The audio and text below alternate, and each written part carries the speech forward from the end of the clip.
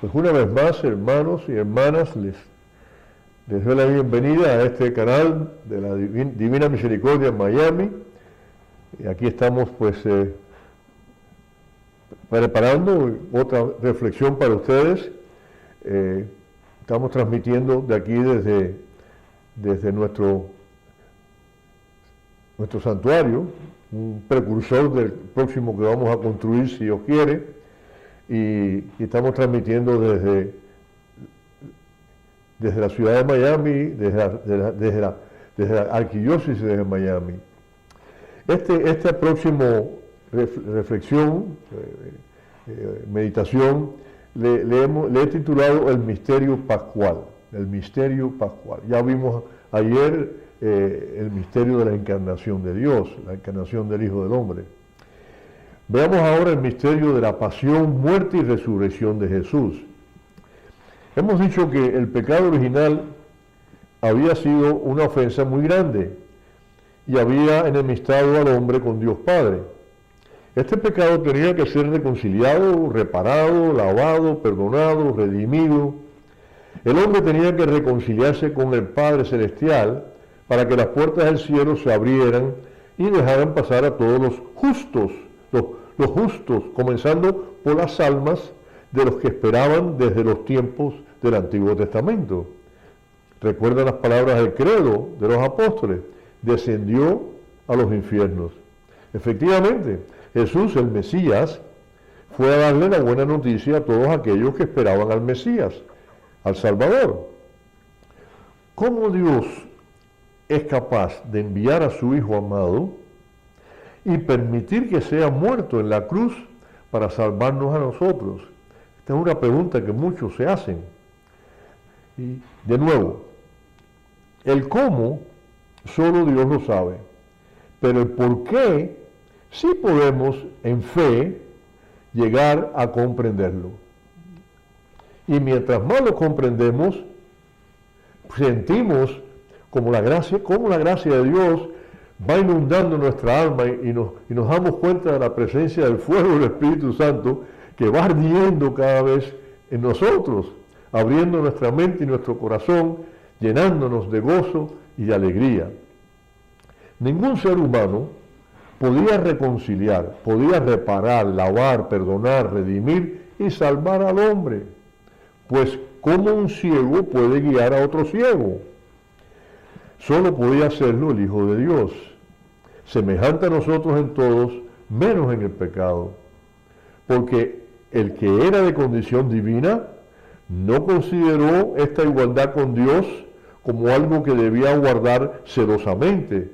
Al contrario, se anonadó a sí mismo, tomando la condición de servidor y haciéndose semejante a los hombres, se presentó con aspecto humano.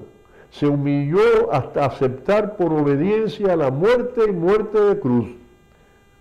San Pablo a los Filipenses, capítulo 2.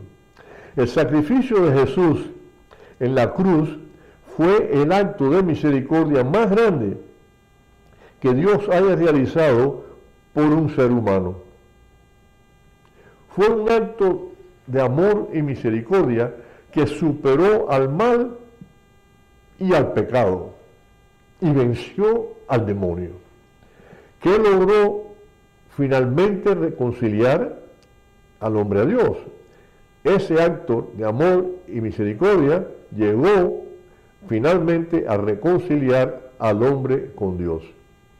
Y cuando en fe seguimos reflexionando, podemos preguntarnos: ¿y por qué tuvo que morir la muerte de cruz? ¿No le hubiese sido más fácil decirle al hombre: tus pecados son perdonados? Y de esta manera terminar ya la historia de la redención. Pero no lo hizo así. Dios fue mucho más allá. Ese es el misterio del inmenso amor de Dios que es incomprensible para nosotros.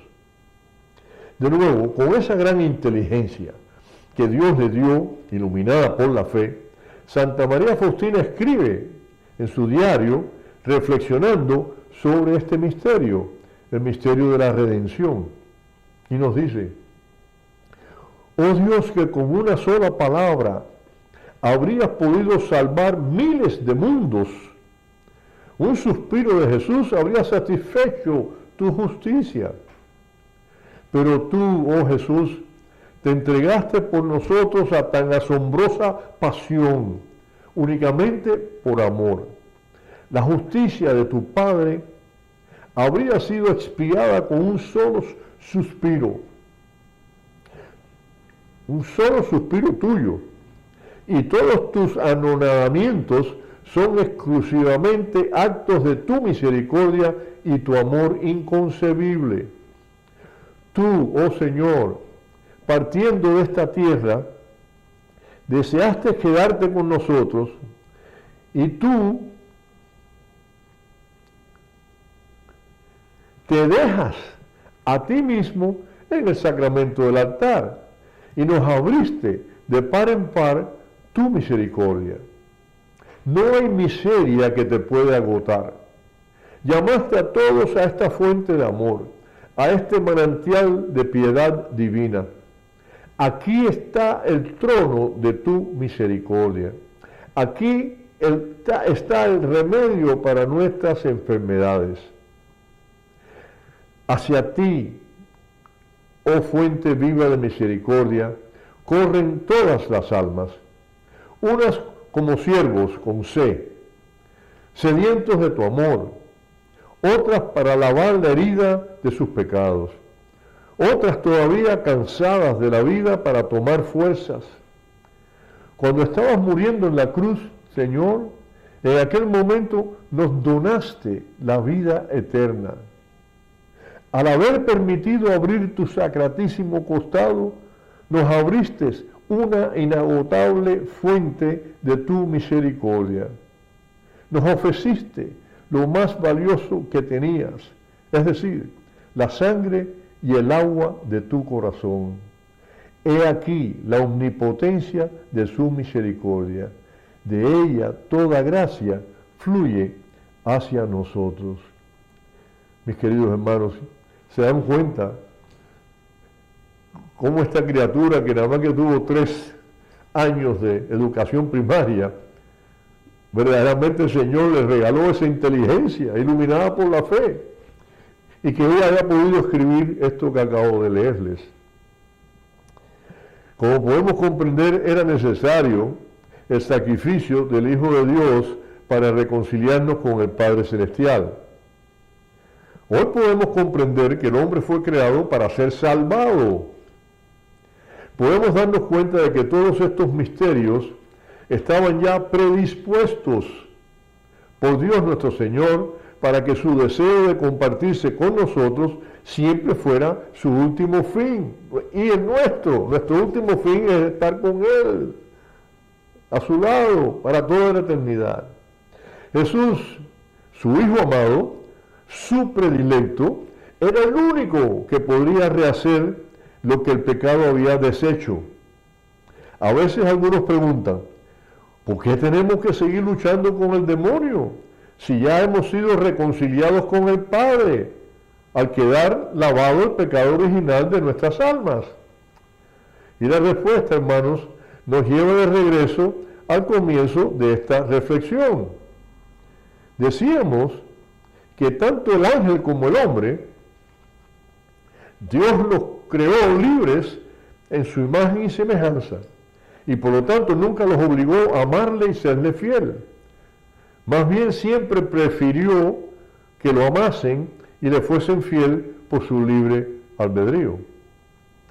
Durante los 3 años de su vida pública, Jesús preparó a los suyos para cuando Él ya no estuviera con ellos, porque regresaría al Padre en los cielos. Anticipando las dificultades por las que ellos y nosotros tendríamos que pasar, y anticipando la batalla espiritual que tendríamos que librar contra el demonio, tal como San Pedro nos dice él mismo en su primera carta, sean sobrios y estén siempre alerta, porque su enemigo el demonio ronda como un león rugiente buscando a quien devorar. Primera carta de Pedro, capítulo 5, versículo 8. Jesús instituye los sacramentos signos visibles de la gracia invisible, que contienen y transmiten las gracias que Dios gratuitamente nos concede, que son confiadas a la iglesia, y los sacramentos son confiados a la iglesia, y que nos han de acompañar a través de nuestra vida como ayudas constantes para ganar la batalla contra el enemigo. Todos los sacramentos son de vital importancia en la batalla. Todos son poderosas armas que nos protegen en momentos difíciles que se pueden presentar a lo largo de esta batalla. Estas armas las usamos cuando las necesitamos y siempre están a nuestra disposición. El bautismo, el primero de todos que recibimos, lo necesitamos cuanto antes para liberarnos del pecado mortal original con el que nacemos. Las aguas del bautismo nos purifican y lavan ese pecado. Al estar libres de pecado mortal, recuperamos la gracia habitual o la gracia santificante. Y Dios uno y trino vuelve a habitar en nuestra alma, en nuestro corazón. Y con la unción del Espíritu Santo somos adoptados como hijos de Dios Padre, hermanos de Cristo y templos vivos del Espíritu Santo. A través del agua y de la unción del Espíritu, morimos al pecado y nacemos a una nueva vida en Cristo. Ahora somos miembros del cuerpo místico de Cristo, que es la iglesia, y Cristo es su cabeza. Somos también príncipes y herederos del reino de los cielos. En el bautismo, hermanos, nosotros morimos al pecado y resucitamos a una nueva vida en Cristo, que si la vivimos tal como Él nos pide, nos llevará a la presencia del Padre en los cielos, en la vida eterna. El bautismo es una prefiguración de la muerte de Jesús en el Calvario, donde Jesús, haciéndose Él mismo pecado, se ofrece en sacrificio al Padre, para luego vencer al pecado, la muerte y al demonio, resucitando al tercer día de entre los muertos, para subir y abrirnos las puertas de los cielos. Sí, mis queridos hermanos y hermanas, Dios sigue respetando nuestro libre albedrío, sin imponernos absolutamente nada.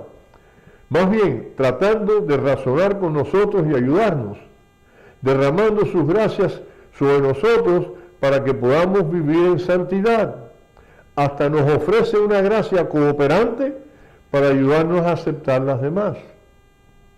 Dios le permite al demonio estar presente en el mundo, habiendo sido creados con libre albedrío, y Dios habiéndolo preservado. La tentación al pecado que nos ofrece Satanás, espíritu y personificación del mal, es la alternativa a la exhortación que nos hace Dios a vivir una vida de santidad. Dios es tan misericordioso que al no poder bautizarnos de nuevo nosotros, porque el bautismo solo lo recibimos una sola vez en la vida,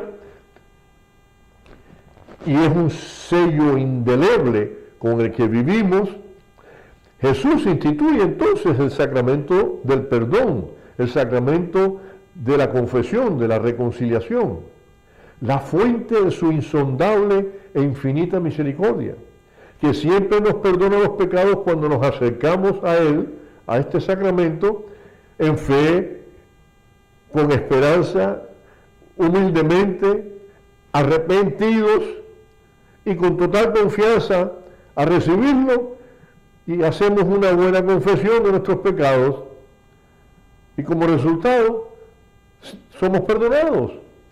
Siempre somos perdonados si nos acercamos con esa preparación y esas condiciones.